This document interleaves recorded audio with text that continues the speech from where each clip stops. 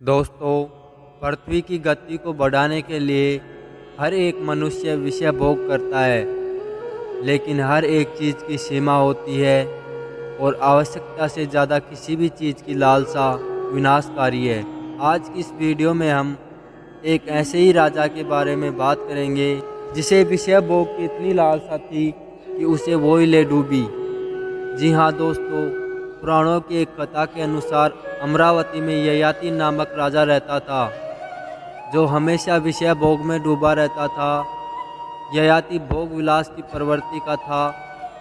ययाति का विवाह देवयानी नामक राजकुमारी से हुआ।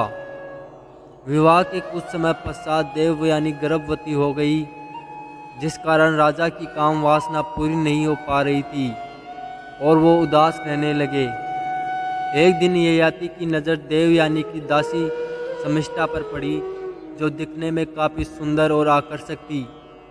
एक दिन उचित समय पाकर राजा शमिष्ठा के पास गए और उससे कहा, हे दासी, काफ़ी समय से मैंने विषय भोग नहीं किया, जिस कारण मेरी काम वासना चरम पर है और मैं आपके साथ विषय भोग करना चाहता हूँ। राजा की बात सुनकर शमिष्ठा दंग रह गई, लेकिन एक दासी होने के कारण शमिष्ठा राजा की आज्ञा का अनादर नहीं कर सकती थी, जिस वजह से शमिष्ठा ने राजा की इच्छा को पूरा कर दिया।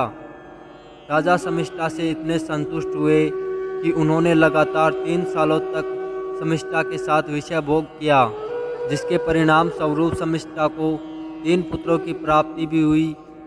एक दिन राजा की पत्नी देवयानी को इस बात का पता चला, तो उसने क्रोधित होकर ये बात अपने पिता शुक्राचार्य को बताई।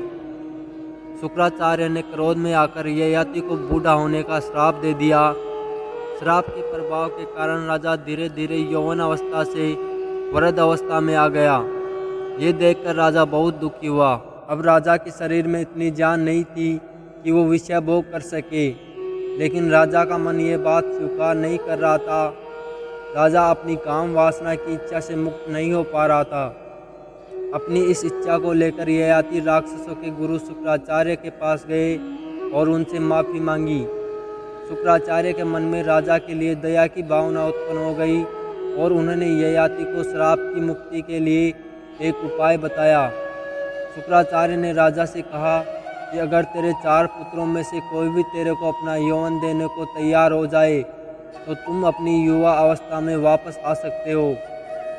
शुक्राचार्य की यह बात सुनकर ययाति बहुत प्रसन्न हुआ और वह सबसे पहले अपने बड़े बेटे के पास जाकर उससे कहता है कि हे बेटा, शुक्राचार्य के श्राप के कारण मैं युवा अवस्था में ही बूढ़ा हो गया, जिससे मेरी काम वासना अधूरी रह गई।